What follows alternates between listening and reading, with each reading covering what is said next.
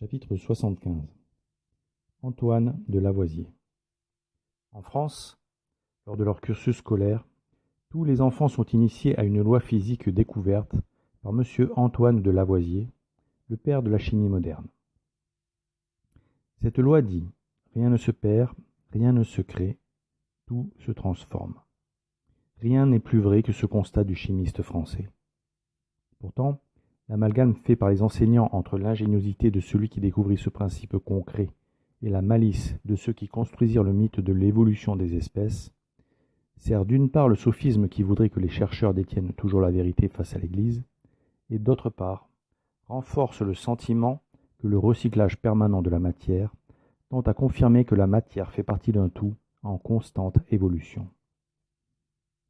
Par ailleurs, si les enfants entendent parler des travaux de M. de Lavoisier, combien savent qu'il fut guillotiné en 1794 par la Révolution et que le président du tribunal révolutionnaire déclara en le condamnant « La République n'a pas besoin de savants ni de chimistes ». Or, aujourd'hui, la même République se sert de la déclaration du savant pour marquer les jeunes esprits avec cette notion de transformation. Car malheureusement, ce constat du brillant scientifique français, mal exploité, combiné au postulat majoritairement admis de l'évolution des espèces, favorise l'idée qu'effectivement tout change et se transforme, y compris les êtres vivants qui se transformeraient et muteraient en d'autres êtres vivants. Et d'abstraction en abstraction, on en vient à tordre les intelligences jusqu'à leur faire croire que le hasard fait si bien les choses qu'avec le temps, les descendants d'une bactérie peuvent devenir des hommes capables de construire des sous-marins pour explorer le fond des mers, des satellites qu'ils envoient en orbite autour de la Terre pour pouvoir communiquer entre eux partout sur la surface du globe, des cathédrales pour honorer Dieu, ou des bombes nucléaires pour détruire le plus d'hommes possible en une fraction de seconde, ou encore de composer des œuvres musicales complexes et magnifiques, et d'écrire de la poésie ou de sculpter le marbre. Le hasard, idole de l'homme moderne, c'est lui qui le fait gagner au loto. C'est lui qui le fait rencontrer la femme de sa vie. C'est aussi lui qui le fait mourir d'une collision sur la route, et c'est encore lui qui aurait créé l'homme, le tigre et le colibri, la méduse, le dauphin et la fourmi à partir d'une cellule issue de la matière inerte. Formidable hasard, qui n'aurait besoin que d'une chose pour créer des miracles, du temps, de beaucoup de temps, de tellement de temps qu'à l'échelle humaine, on ne pourrait hélas pas constater l'action merveilleuse de cette baguette magique. Joseph Goebbels, sinistre personnage, responsable de l'éducation et de la propagande sous le Troisième Reich allemand, disait « Plus le mensonge est gros, plus il passe ». Il semblerait que malheureusement, il ait eu raison. Amalgame, superstition, mauvaise foi, autoritarisme académique et propagande, les théoriciens de l'évolution ne reculent devant rien pour transmettre leurs mensonges. Ce sont des fanatiques qui prêtent au hasard un pouvoir de transformation défiant les lois de la génétique, de la biochimie et de la logique. Mais comme Goebbels le savait, les enfants acceptent en général l'instruction des professeurs, aussi incroyables soient les thèses qu'ils enseignent, car ils incarnent l'autorité. Ainsi, si ces derniers professent les sophismes que le ministère de l'Éducation nationale introduit dans les programmes pour subvertir les esprits, ces erreurs s'impriment dans les esprits confiants des jeunes élèves et façonnent leur manière de penser. Un gouvernement malveillant peut donc utiliser l'ascendant des enseignants sur les élèves pour modeler leurs intelligences malléables. Et si les professeurs sont un peu perçus comme la courroie de transmission des connaissances par les parents d'élèves, ces derniers oublient souvent que leurs compétences pédagogiques et leurs connaissances sont validées par l'État qui formate les futurs formateurs. Or, l'engagement de l'État dans le domaine scolaire peut très vite dériver vers l'endoctrinement, quand l'État cherche à éduquer les citoyens plutôt qu'à les instruire. Ce qui est le cas dans la plupart des pays et particulièrement en France. L'abbé Vérité, résistant de la première heure contre Vatican II, expliquer cette triste réalité que nous avons tous inconsciemment intégré des sophismes sans les remettre en question. Il prenait l'exemple de l'acceptation de ce sophisme bien implanté dans nos consciences: tout ce qui est rare est cher. Or, comme il le démontrait assez facilement, à bien y réfléchir, il est bien évident qu'une voiture coûtant 10 euros, c'est rare. Pourtant, ce n'est pas cher. Mais qui, même après cette démonstration, ne demeure pas troublé en son fort intérieur par cette nouvelle affirmation que la rareté d'un objet n'en fait pas un objet cher? L'art des sophistes est un véritable poison pour l'intelligence, bien connu des menteurs et des escrocs depuis l'Antiquité. Il est basé sur l'éloquence et la persuasion, et il possède cette capacité de bloquer la réflexion quand elle n'est pas armée, c'est-à-dire quand le raisonnement est court-circuité par les impressions, les intuitions et tout ce qui est subjectif, au lieu de se construire sur les faits objectifs. Tout ce qui favorise les sentiments, les intuitions, le ressenti, embrume le raisonnement par un manque de précision que seule la pensée clairement exprimée par des mots au sens précis pourrait corriger. La République maçonnique emploie à tour de bras ce genre de technique pour diffuser des contre-vérités historiques, sociales, économiques et scientifiques afin de semer le chaos dans les esprits en jouant sur les émotions.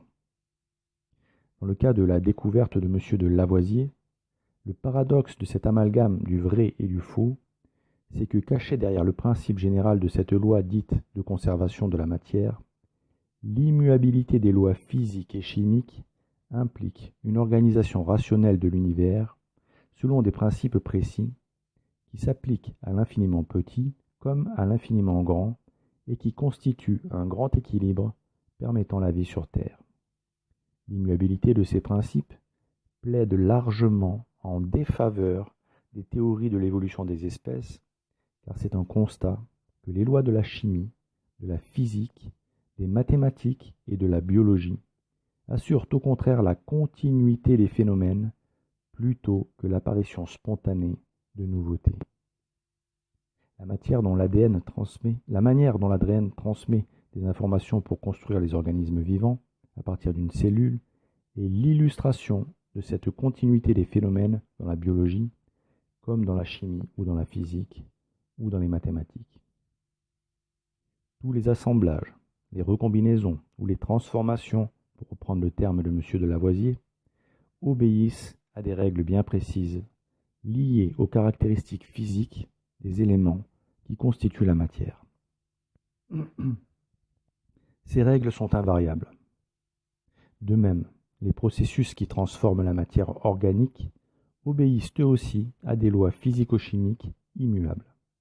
Par exemple, les aliments ingérés ne se transforment en chair et en os qu'en suivant un processus biologique très complexe, qui est toujours rigoureusement le même d'une génération à l'autre. Et si l'oxygène, cet élément chimique vital pour l'homme, découvert par M. de Lavoisier, se trouve véhiculé en nous à travers un réseau de veines couvrant entièrement le corps, ce transport n'est rendu possible que par la présence de fer dans notre sang.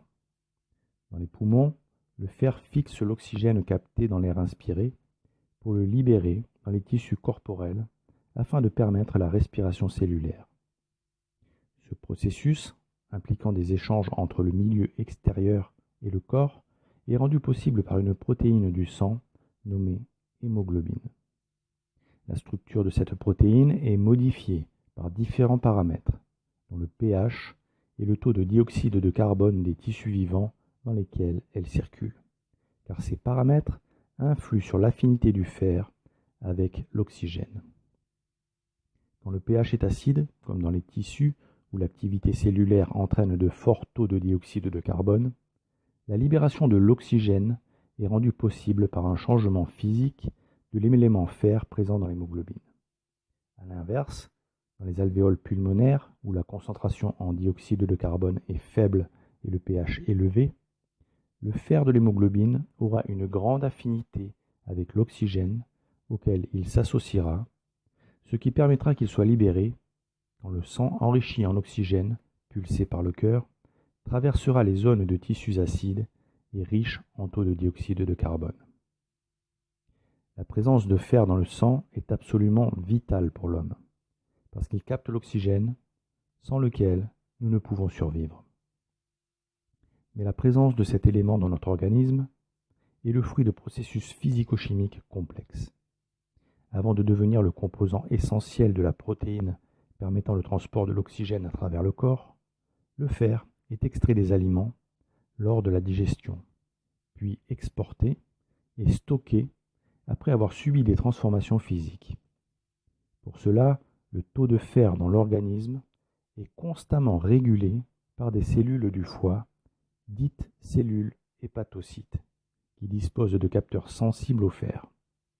En cas de trop fort taux de fer, elles génèrent une hormone qui régule négativement le fer en le bloquant dans les cellules de la muqueuse intestinale.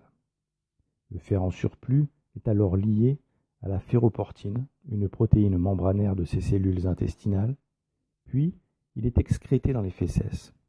Quant à la quantité de fer dont l'organisme humain a besoin, elle est captée par la transférine, une autre protéine présente dans le sang, protéine sérique, pour le transporter vers les réserves. Enfin, pour stocker le fer dans le foie, la rate et la moelle osseuse, l'organisme synthétise une autre forme de protéine nommée ferritine, dont le noyau est composé d'une grande quantité d'atomes de fer. Ce fer en réserve est libéré plus tard pour être utilisé par exemple pour la fabrication des globules rouges dans la moelle osseuse. Ainsi, lorsque l'on s'intéresse même superficiellement aux processus biologiques qui permettent à un organisme vivant de se maintenir en vie sans même qu'il n'en ait conscience, il est impossible de ne pas s'émerveiller devant la complexité de l'équilibre qui permet à tant de fonctions métaboliques de jouer leur rôle simultanément en toute complémentarité. Comment, face à une telle perfection, croire que cette infinie cohérence du vivant ne soit pas le fruit d'une intelligence qui dépasse notre entendement? Car si l'étude et la compréhension de tous ces mécanismes indissociables les uns des autres nous permettent de comprendre comment cet équilibre fonctionne, ils ne nous permettent pas de comprendre pourquoi il fonctionne. En effet, un organisme vivant, d'un point de vue purement physique, est une anomalie. La preuve en est qu'une fois mort, tout organisme se délite et la matière organique qui le compose retourne à des structures beaucoup moins élaborées que des protéines ou des acides gras, car ces organisations de la matière n'ont de sens que dans les corps vivants. Alors n'est-ce pas étrange que tout corps, si merveilleux soit-il, dans son apparence et dans son fonctionnement, soit un corps de mort? N'est-ce pas étrange qu'il soit condamné à mourir et à se dégrader à l'instant même où il voit le jour? Une toute petite défaillance d'un organe vital suffit à ce que l'extraordinaire ensemble retourne à la poussière. Comment expliquer une telle chose? Si ce n'est par le fait que le souffle de la vie, cette énergie animant tout être vivant, est l'expression tangible de la divine providence qui nous maintient en vie.